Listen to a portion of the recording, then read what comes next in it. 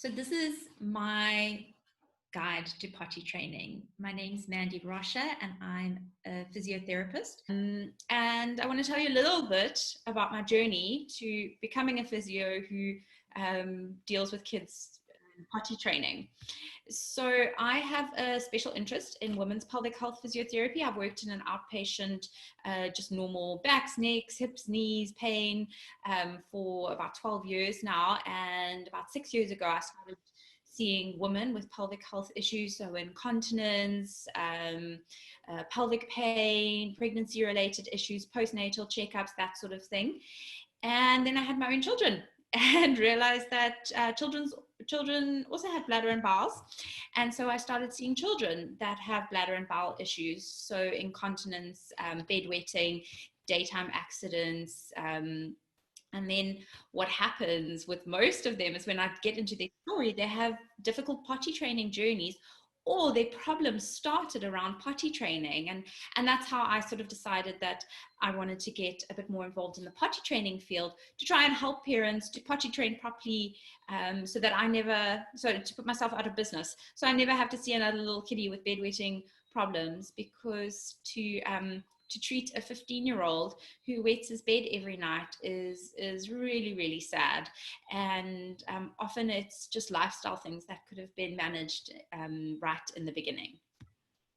Okay, so I want to have a little disclaimer that I've tried, like, my whole approach to potty training is as evidence-based as can be, but it obviously is my approach to potty training. So I'm not saying it's sort of gold standard law, but for me, this is what potty training means.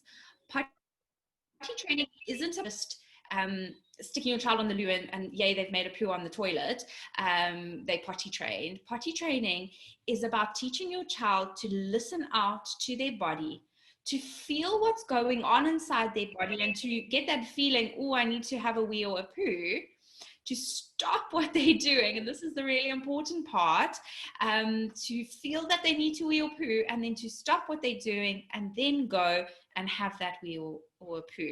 So all 4 stages are super important, and I think we tend to focus on the last, on the go, let's sit you on the loo, and yeah, we've made a wee in the toilet, but actually the listen, the feel, the stop, and the go is so much.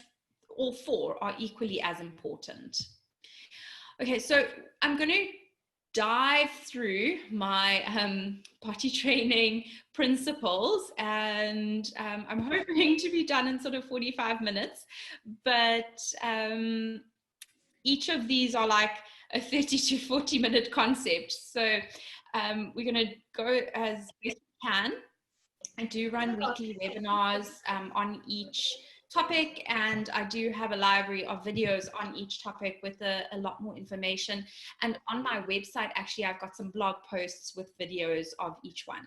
But we're going to start off about holding in wees and poos, and why we should never, ever, ever, ever, ever, ourselves and our children and our husbands and our mothers and everyone, never put off a poo. So potty training is all about the poos and not so much about the wees. One of the most constant things I get told by parents is, my child is weeing fine, the wees are going well, but the poos, they've never pooed in the toilet. Then your child is not potty trained.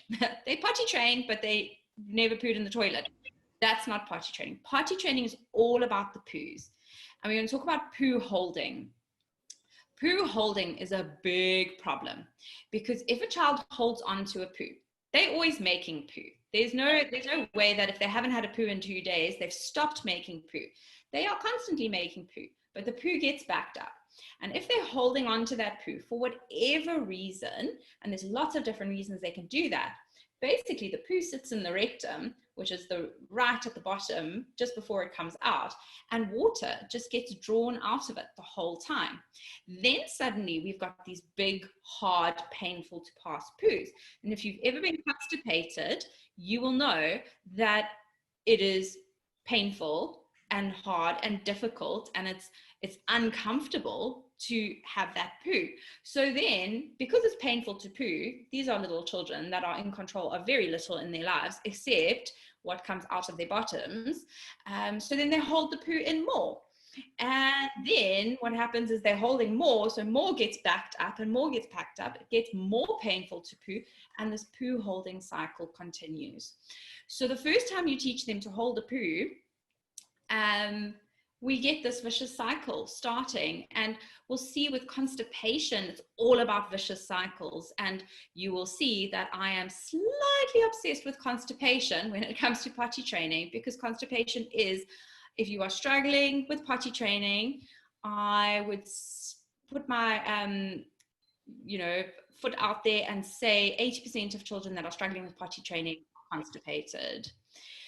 So holding, so kids are really good at holding, especially if life is much more exciting than going to the toilet. And if toileting isn't a priority, and you've taught them to hold or how to hold, or things are just far too exciting and they're not so in tune with their body that they're not feeling what's going on, they hold. And these holding signs are unconscious, but you see them straight away. And most of the time, they actually just grab their little crotches. So you see them holding on down there, they cross their legs, they squat down with their heel in the crotch, and those are holding signs. If you see your child doing this, and they are out of nappies and, a little bit older, you don't say, oh, do you need to go to the toilet? You just take them to the toilet, because they are holding on to either a wee or a poo, and we want them to go. Because what do we want for a potty training child? We want them to listen, we want them to feel, and then we want them to stop and go. We don't want them to hold on, because constipation is the ultimate pitfall of potty training. If you are struggling with potty training, your child is most likely constipated, and that will just completely get in the way of your potty training journey. And these are the children I see later on in life.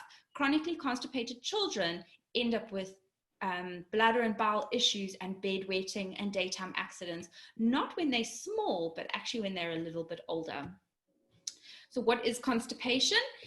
Obviously not pooing every day, holding on to the poos. If the poos are painful to pass, if they're a bit harder, and if they are large, little kiddies should be having skinny poos. They should not be having these monstrous logs that come out of them.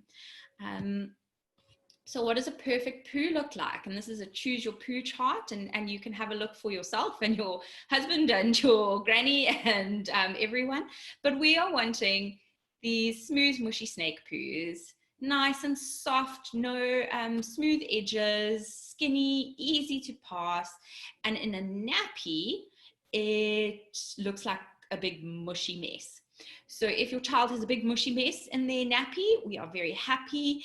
If we have poos that we can pick up and you feel like quite confident that you could pick it up and plonk it into the toilet, that's a sign of a constipated, a more dried out poo that's been sitting there for far too long. So you need to become your child's poo detective, and we don't want any of these. We don't want any rabbit droppings. As soon as your poos are in little circles or droplets, that is very constipated.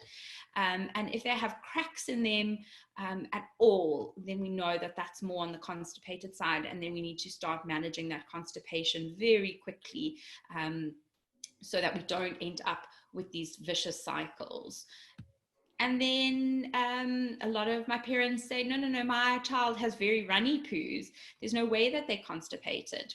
But actually, a very runny poo can be a sign of constipation. I'm going to show you why. So, sorry, I'm just going to have a disclaimer. We've got a few poo pictures in here. So if you're uncomfortable with poos, just avert your eyes.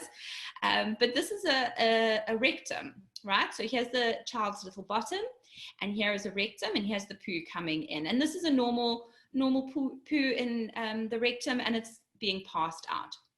Now, when we've got chronic constipation, we've got all this poo sitting here, but other poo is still coming along, and it's a lot more liquid. It hasn't had the water drawn out of it. So it becomes a little bit sneaky and sneaks past the impacted stool, and then we get this overflow diarrhea.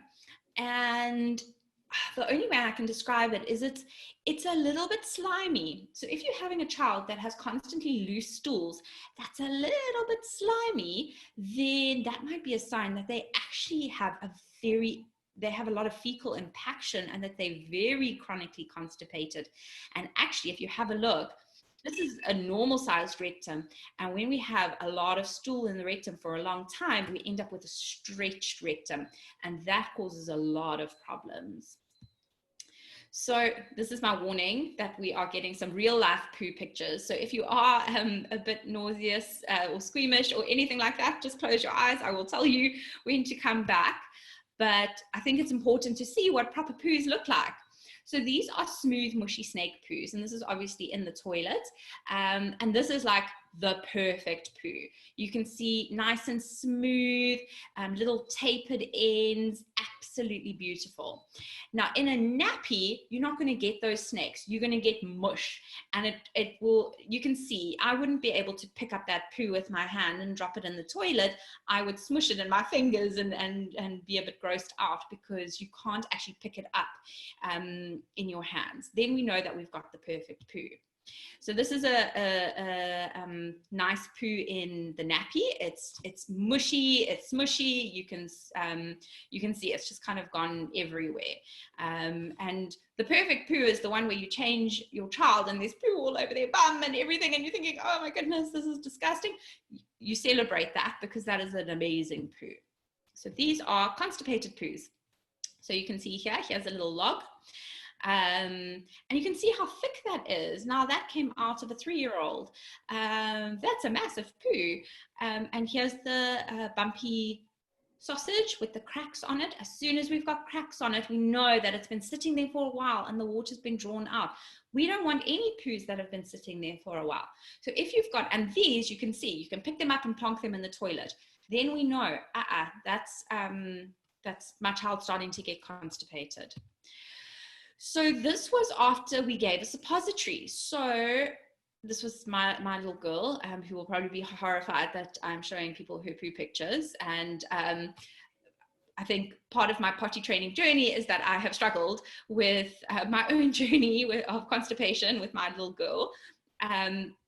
So you can see here, she hadn't pooed in a while. And so I gave her a suppository. So this poo over here, you can see, hard, dry, cracked edges, and then the poo on top. So if you can picture the order in which the poo comes out, this bottom poo was what was blocking the rectum, and then the smushy mushy stuff was on top, or behind it, so it all came out. So super important to watch for signs of constipation. What are the signs of constipation? So obviously the type of poo is much more important than how often they're pooing. So we're looking for the pellets, the logs, the bumpy sausages, anything you can pick up and plonk. Any super loose, liquidy, slimy stool, that can be a sign. And if your child has sort of chronic slimy diarrhea type stool, you should probably be getting that checked out. Any sort of painful poo. So if they're telling you their bums are sore, or they are crying when they have a poo, or they are straining and going purple and having to push that poo out, all signs of constipation. So infrequent poos, we are wanting daily poos. Soft, mushy snake poos every day. And that's what we want. And if a child hasn't pooed in a day, it's a good idea to maybe give them some sort of stool softener, or increase their water or food, or whatever your constipation management strategy is. And you can chat to either your doctor or pharmacist or someone like that about managing the constipation. But you need to have, we want to be pooing every day. And then a lot of parents say to me, there's no way my child's constipated. They poo all the time. They're pooing like 4 or 5 times a day. Too many poos can also be a sign of constipation, because it means that they're so blocked up, they actually can't get it out. So it's so dry and blocked in there that they actually have to poo a few times to get it out. So they're not just clearing the rectum once off like we're supposed to be doing. If, and this is a little bit more for the older kids, telling you they've got a sore tummy. If they've got those black rings under their eyes, and I see this in so many children, these children are getting more than enough sleep, but they've got these black rings under their eyes. big sign of constipation. I'm not 100% sure why. It might be because obviously when you're constipated, you have a buildup of toxins inside of you. Not being able to feel when they need a poo.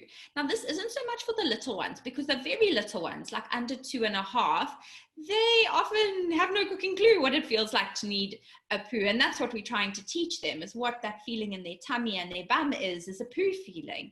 But if they've been chronically constipated and they've got this big, massive stretched rectum, they often lose that sensation that they need to poo. And this is why we need to just be so on top of our children's poos.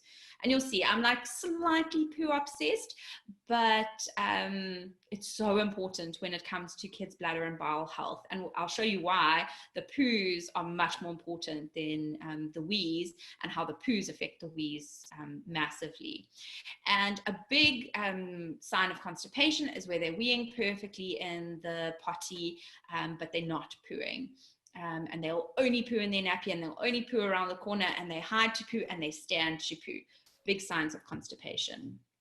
So why do they become constipated? So many reasons, and this is where we're not going to go into these tonight, but if you feel like your child has signs of constipation, please get it checked out by someone who knows what they're doing in the constipation field. If you want, you can always pop me an email. If you pop onto my website, pottytrainingphysio.com, you can contact me through there, and we can and try and get your child on the right track. So check in. Our generation of parents is the first generation where most of us moms are not with our children all day. Most of us have to go to work. So this is what happened with my daughter. She was walking around without a nappy when she was 2, and she had a poo. And I mean, it obviously happened before, but this time she was obviously a little bit older, and it bugged her. She was so distressed by having this little poo on the floor, which I didn't make a big deal about it. It was all good. And then life carried on. And then over the next few days, she got grumpier and grumpier and more anxious. And I was like, what is going on with this child? And her teacher at school was also like, Ems is being a bit weird. And I was like, I don't know what's going on.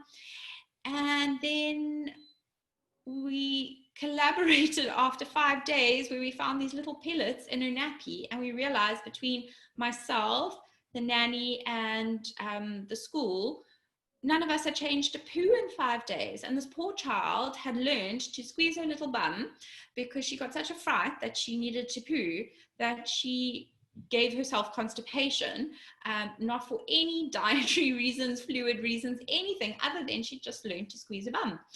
And she got such a fright with that poo, she decided she wasn't going to poo again, which makes perfect sense unless you are the parent who really wants her to poo.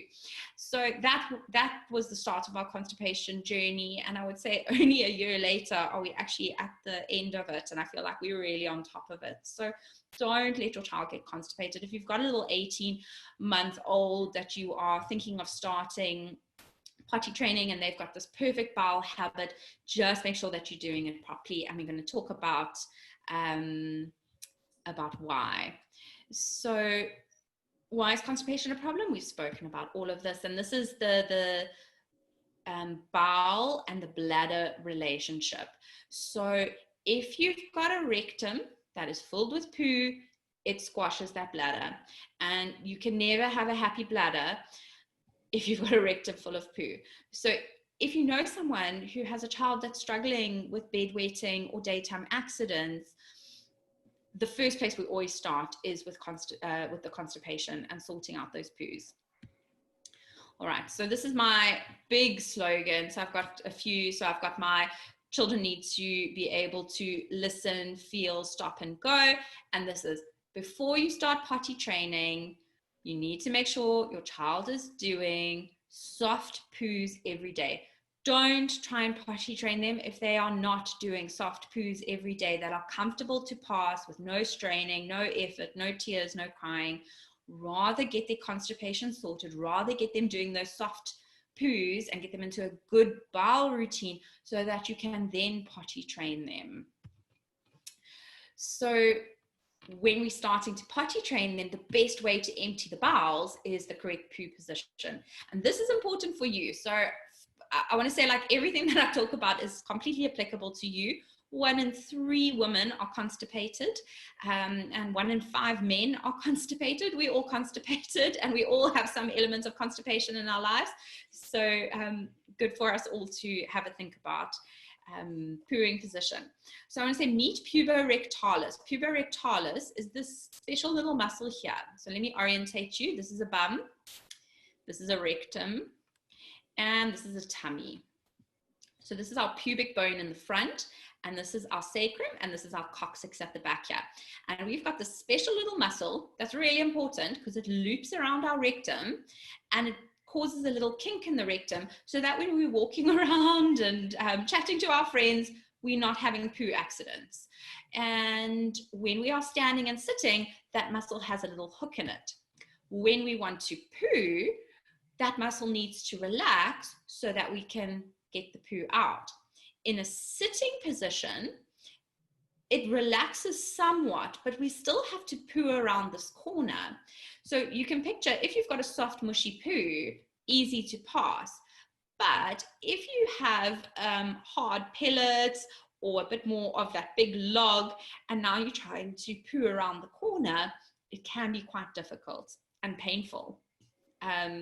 So in a squat position, which is how we were meant to, if you think, 200 years ago, there were no toilets. Everyone was squatting in the bushes to have their poos. In the squat position, the puborectalis relaxes completely, and we can poo down the straight line. So how does that look in kiddies? On a toilet. And this is where the little tiny sausages that the 18 months to 2.5-year-olds, they often can't fit on the toilet in this squat position, because the type of stool you need is so high that they don't often come that high. So we're going to talk about potty versus toilet now. And we want feet supported, bum supported, elbows on knees, and leaning forward. So on a toilet, if it's a bit of an older child, 2.5 and up, quite easy to get into this position on the toilet. But in a little tiny tot, it can be difficult. And should boys stand or sit to wee? The problem with boys standing to wee is that often, and you'll see if you have girls and they sit to wee, they often have the sneaky poo that comes out at the same time. And of course, so as they're weeing, their pelvic floor is relaxing. And if they've got a poo sitting there that they possibly weren't in tune with their body and knew that it was there, the poo would come out as well, because that pelvic floor is relaxing. But now with boys, if they are only standing to wee and they're never sitting to have that wee, they sometimes forget to have that poo. And if they don't have the greatest awareness of their body, and little boys often don't, they just don't realize that they've got a poo sitting there. So of course, boys love to wee in the garden, and I'm not saying never let them do that, but teach them to sit, to have a wee, and then kind of the standing is an aside. If they do stand and wee in the garden, that is what they're going to do, but actually they need to sit on the toilet. And for little girls, we are wanting to teach them to open their legs, because often what happens is they keep their legs so tightly closed, or they don't pull their panties all the way down. They just pull their pants down to their knees. Boys are not normally a problem. They're like happy to whip all their clothes off. Little girls just pull their pants and their panties just down. They're not opening their knees. They can't relax their pelvic floor. And then they can't empty properly. But also, if their legs are closed, then the urine actually, because the urethra is in the front, can actually go and it passes into the vagina, and then as they stand up, a little bit comes out, and they end up with UTIs and things like that. So make sure that their panties all the way down by their feet, little legs are open, and that they're leaning forward, because little girls, if they are leaning back with their legs open, are going to spray wee everywhere. So always leaning forward. So potty or toilet. I am a potty advocate. So I love a perfect poo position, and I find, especially with the smaller children, you just can't get the perfect poo position. Their legs are often just too short that even with the toilet seat reducer, so you've put the little seat on the toilet, their legs are dangling in space. And actually, if we look at a perfect squat position, your feet need to be planted on the floor, and the support of the bum isn't as important as the support of the feet and the balance. So they need to be perfectly balanced. So I like a supported bum and a supported feet leaning forward, so that they're not wobbling around. And this is the biggest issue I see with fear of going to the potty, is these poor little kids have been teetering on the edge of a toilet, and kind of falling in. And how can you relax your pelvic floor and let yourself go and wee and poo if you are wobbling on the end of a toilet? So lots to think about, but for me, under 2.5 years old, I really feel like they should be using a potty. And I know it's a little bit more of a mission and it's a little bit more of a cleanup, but I can promise you the 6 months to a year that you are using a potty and having to clean it is much better than a 15-year-old having to give them daily enemas to clean out their stretched rectum fecal impaction. So just make sure they're in this beautiful, perfect position. So toilets are okay. I'm not saying that you can't use a toilet. You just need to make sure that they have a nice supported bum, nice supported feet. These little steps are really great, but I often find that this step is a little bit too low.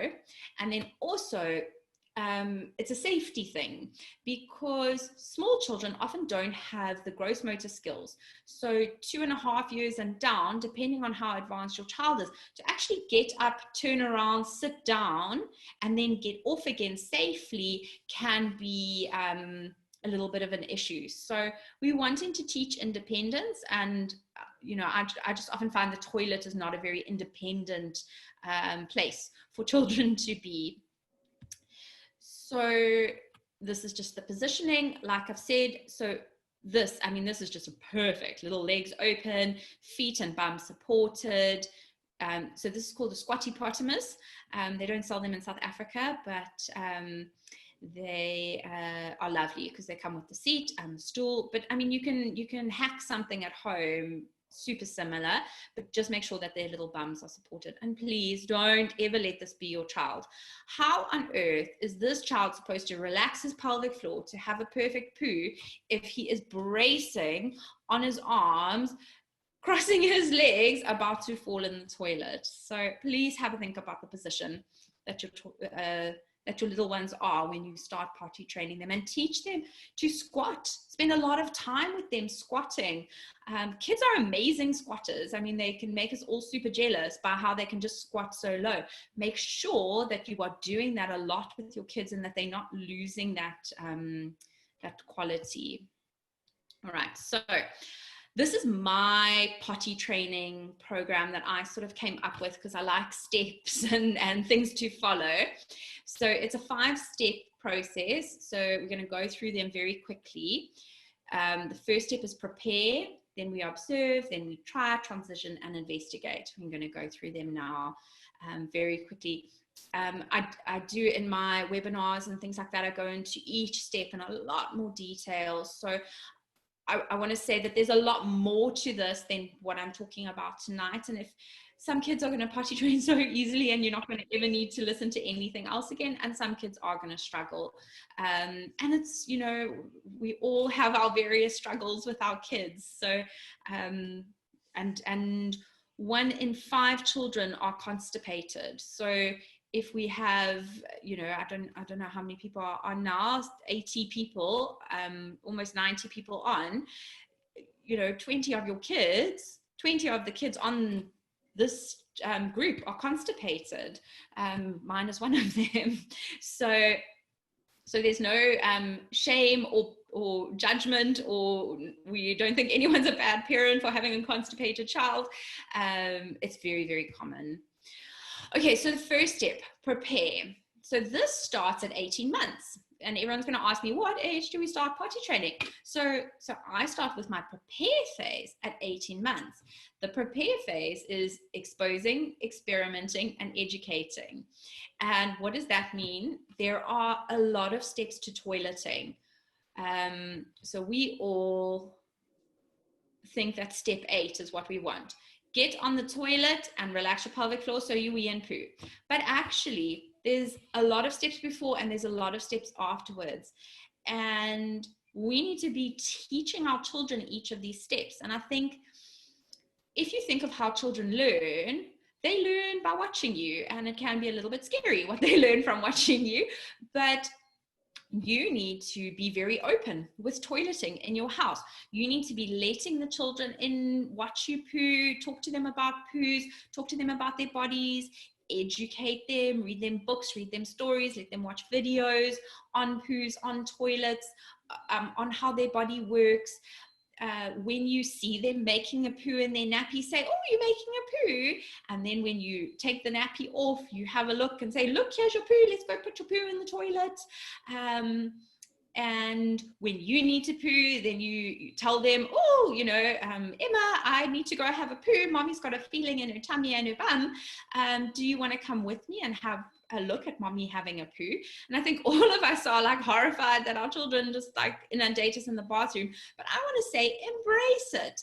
It is your opportunity to teach them about wheeze and poos. How else are they going to know what on earth a wee and a poo is? Because it can be quite scary. Stuff is coming out of their body. What on earth is this stuff coming out of their body? Someone has to teach them, and you are the person that has to teach them. So this is my prepare stage. It's about exposure. It's about having that potty there. It's not about forcing them. It's not about actively trying, which is my try phase. It is just about making it accessible to them. Because if they are never exposed to it, and then suddenly at 2 years old, you whip out a potty and say, here we go, sit down, have a poo, like they're not going to know what to do. So start exposing them to it from a young age. We are not looking for an 18-month-old potty trained child. And I'm going to talk to you about my feeling about what age a child should be potty trained, or we should be sort of starting to try a little bit firmer. And I'm not a fan of early potty training, but I am a huge fan of early preparation, because there's a lot of steps we need to teach them. And the more you talk to them and the more you expose them, and an 18-month-old, I've got an 18-month-old at this moment, he knows. I give him something and I say, go give this to your sister, and he takes it very proudly and he gives it to his sister. They know what's going on. They might not have the best way of communicating and expressing, but it is a perfect time. They are like these little sponges that are wanting to absorb information. So I'm not saying potty train at 18 months, but I'm saying start preparing them. So get them a potty, let them sit on the potty, let them play naked, all of these things. And I go through each of these steps in a lot of detail. And the research says that you can stop here. And a lot of kids, and these will be the parents that you speak to and you say, well, how did you potty train? And they're going to say, well, it just happened. Like my child just started weeing and pooing in the toilet, and it wasn't like an active, like aggressive, stressful period. It just happened. Because if your child is physiologically ready, as in the bowels are moving perfectly, no constipation, and they have learned, as children do, through watching and through observing and being spoken to and taught, they're going to want to do it themselves. And I want to encourage you that potty training shouldn't be a stressful process. And if it is stressful, then let's get you some help, because there is no need for it to be stressful, and it should just click. And if it's not just clicking, then get help. Just like if you had a child who wasn't crawling or wasn't walking, you would get them help. If you are struggling with potty training, and if you're struggling to get them to connect with their bladders and bowels, then let's get you some help. And there is help available. And it's pediatric continence hasn't been very well researched and studied, but it's getting more and more popular, and we're learning more and more about it. Okay, so this is readiness, and this is the big question everyone always asks me. How do I know my child is ready? We are looking for body ready, brain ready, emotionally ready, and family ready. So body ready, I just want to check. So body ready is all about the constipation and all about the poos. Soft, mushy poos every day. Then we know that their bowels are working in a really good routine. Then we're wanting to see certain signs, like they'll start going for longer periods of time with a dry nappy. Or they start waking up from naps with a dry nappy. They're not pooing during the night. If they're pooing during the night, they're definitely not ready to potty train, because it means that their bowels aren't regulated yet. So we're looking for those body readiness signs. They start telling you, not that they've got a poo, but they'll start making very clear communication signs, not like, "Mommy, I need to go poo," because sometimes kids aren't verbal by then. But you'll see they'll start making really clear signs to you, and then they'll have a poo. Then you know that they're sort of more body ready. Then we're looking for brain ready. And this is, I want to say, from a cognitive point of view, there's a lot of cognitive milestones that we want them to reach.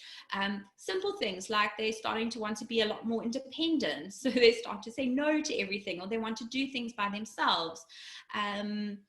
We are wanting them to love putting things into other things. We are loving them to be proud of their achievements. So those cognitive readiness things are so important. And again, I go through all of these readiness signs in my webinars. Emotionally ready, really important. So we're not really wanting to potty train if a brand new baby is arriving, or if we're moving house or schools or things like that. And the big thing that I have realized is that sometimes those big life changes, it's not so much an emotional side of things. It's actually just that everyone's routine goes out of whack and we end up massively constipated. So just to watch for that constipation. And then I say family ready, because we all have to kind of be on board. You need to be ready to become a poo detective, because that's what you need to be when you start potty training your child. So potty training is a developmental milestone. It's like sitting, crawling, walking, talking. All children reach it at different ages, different paces.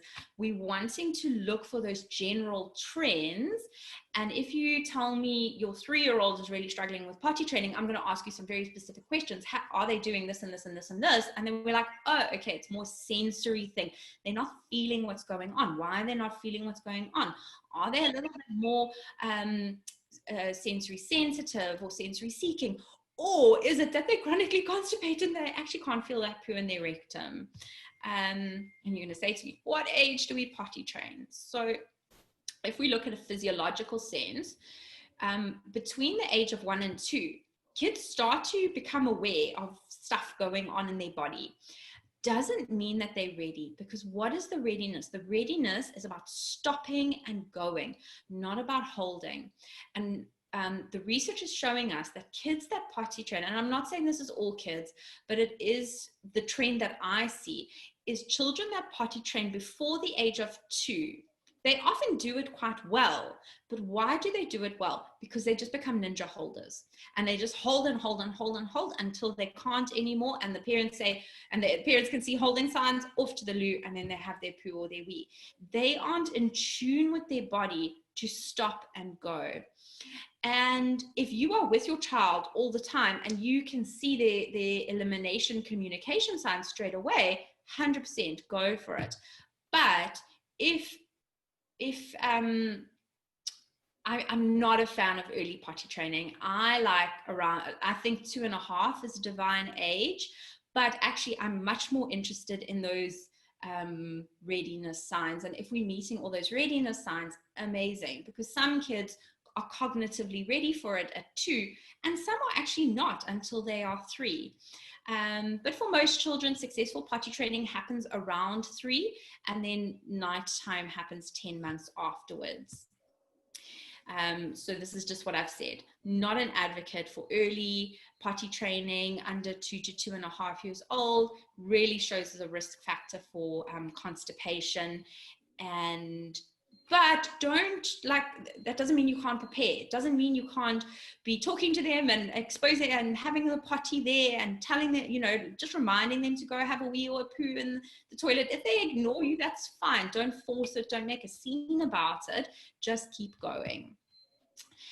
And then don't move on to our try phase if your child is constipated. It's just going to be a disaster. You need to be doing soft, mushy poos every day. So what is our try phase? We are ditching the nappies 5 to 7 days, and it should just click. And I go into a lot more detail about this.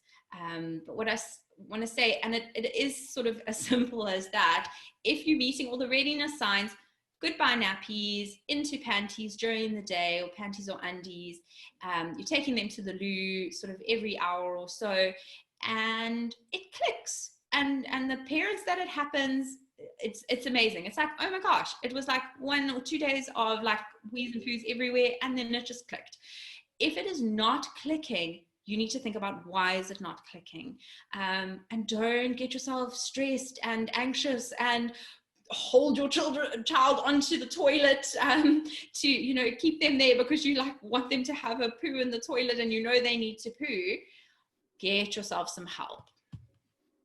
So that once we've tried and we're like, okay, they weeing and pooing on the toilet, when do we transition them into nappies full time, into undies full time, so out of nappies full time during the day? This is daytime. And I want to say, do not put your child in undies if they are not pooing in the toilet. If they will only poo in a nappy, they need to, they can't be in undies full time, particularly like if they're going to school and stuff, because if they're in their undies, they're going to hold on to that poo. So when we are pooing consistently in the potty, and I sort of think I do have this here, like good consistent 3 or 4 times where they've pooed every day in the toilet, great time to go out of nappies full time. The bladder is always going to empty itself because it actually can't hold forever. It's only got a specific capacity. But that bowel, that can back up for days, for weeks. I had a patient who went on honeymoon for a month and didn't poo. So you cannot poo for a month. She was not very well by the end of that, but it's absolutely possible. The bowel has lots of space to back up into. Remember, our potty training is not about teaching them to hold. It's about teaching them to feel what's going on in their bodies, to listen to that, and then to go and have their wee or poo. And then the last phase is investigate. So now we've said, okay, great. We have tried, it's gone really well, they're pooing in the potty. Now you have to become your child's poo detective. And actually, I think that a child out of nappies is a lot harder than a child in nappies. A child in nappies, you don't have to worry, they're going to wheel poo wherever and whenever. When you have a child out of nappies, suddenly you're having to be thinking about, if we're going out, are they going to wheel poo in the public toilet? Do we have to be taking the potty with? You know, are we going on holiday? Oh, sure, but we forgot the potty, we forgot the toilet seat reducer. What do we do now? You need to be on top of your child's poos. So how often are they pooing? Super important. We're wanting soft, mushy poos every day. The normal, and everyone's going to say, oh, but the normal is 1 in 3 days. And so I want to say, being a parent is hard enough. Especially if you have multiple children, to monitor, okay, Emma pooed on Monday and Ollie pooed on Tuesday. Now, Emma has only pooed again on Wednesday, but Ollie pooed on Tuesday, so he's got another day. No, let's just get everyone pooing every day, but they make more than enough poo to poo every day. Soft, mushy poos every day. And then you know, okay, Emma didn't poo today. We need to have a think about what we can do for that. Always monitor that consistency of the poo. We're wanting soft, mushy poos. You must be a bit scared to touch that poo because it will get all over your fingers. If you feel like you could pick it up and plonk it, that's not okay. Wiping. Little girls need to be taught to wipe front to back. And what happens is we're really good at teaching them, once you've had a poo, you put your hand behind and you wipe front to back. Don't take that poo forward.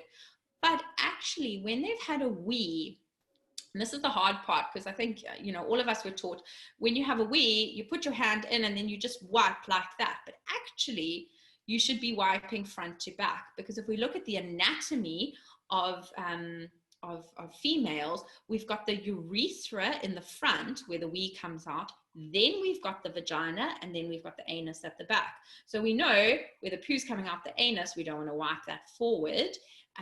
But actually the vagina itself can also have little bugs in it, which is sort of normal.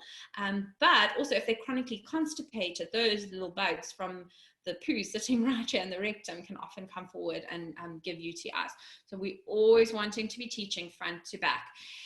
And kids, I think you need to check their wiping for a long time. A 5-year-old is potentially not wiping themselves absolutely beautifully after a poo. Again, if they are constipated, a big sign of constipation is needing to wipe multiple times to clean themselves because they haven't emptied properly. Whereas if you have this nice smushy snake that tapers off at the end, it's like one wipe and you're done. Washing hands. So your job is you have to be your kid's ultimate poo detective. And then nights, I'll probably make some people a bit anxious by saying this. You should never have to train a child to do nights. Night dryness and dryness while you're sleeping is a physiological process. If you are struggling with nights, you need to make sure that they are not, you'll see, I'm just obsessed with constipation. Make sure they're not constipated. If they're constipated, that poo in that rectum is just pushing on the bladder and there's no space for that bladder to fill. And there are some kiddies that do produce a lot more urine at night, but it's not that common actually. And the medication they give for bedwetting makes children not produce as much urine. But actually, once we treat them for constipation, it all goes well, and they didn't actually have this overproduction of wee during the night.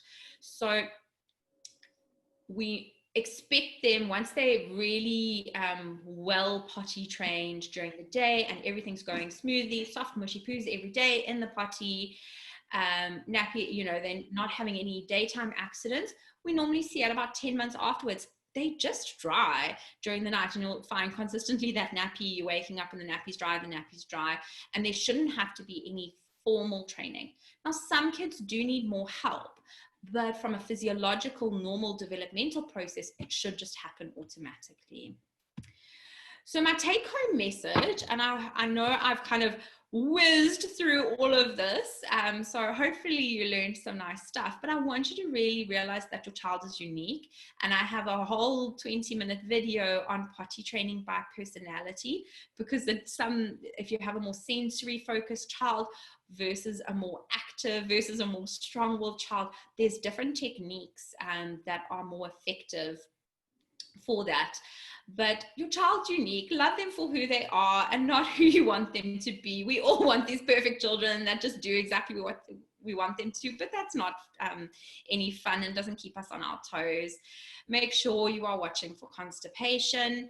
And if your child is developmentally ready, body ready, brain ready, emotionally ready, family ready, it will not be difficult to potty train them. It will be a breeze.